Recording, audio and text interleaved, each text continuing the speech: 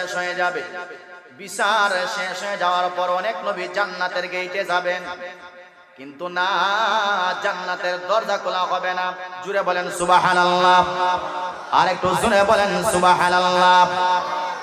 আদম পয়গম্বর যাবে, গিয়ে বলবে, ও জান্নাতের গেটের দারোয়ান, দরজাটা খোলো। জান্নাতের ফেরেশতারা ভিতর থেকে বলবে, মান আনতা, তুমি কে? তখন আদম পয়গম্বর বলবেন, আমি সবার বাবা, আমি মুরব্বী।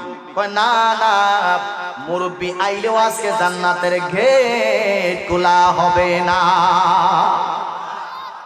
ইব্রাহিম আলাইহিস সালাম যাবেন, একে একে অনেক নবী যাবেন, কিন্তু না না, জান্নাতের দরজা খোলা হবে না। সুবহানাল্লাহ নাই? আর একটু জোরে বলেন সুবহানাল্লাহ। আমার ভাইয়েরা, সর্বশেষ আমার পয়গম্বর এবার জান্নাতের দরজা দিকে যখন যাবেন, জান্নাতের দরজায় যখন ঢোকা দিবেন, আমার ভাইয়েরা, নবীজি উটের উপরে থাকবেন, নবীজি উটের উপরে থাকবেন। এবার উটের লাগাম ধরে টেনে টেনে সামনে নিয়ে যাবে নবীজির একজন সাহাবী হযরত বেলাল রাদিয়াল্লাহু আনহু। টেনে টেনে জান্নাতের ভিতরে নিয়ে যাবে। জান্নাতের দরজার সামনে ঢোকা দেওয়া হবে, জিজ্ঞেস করা হবে, তুমি কে?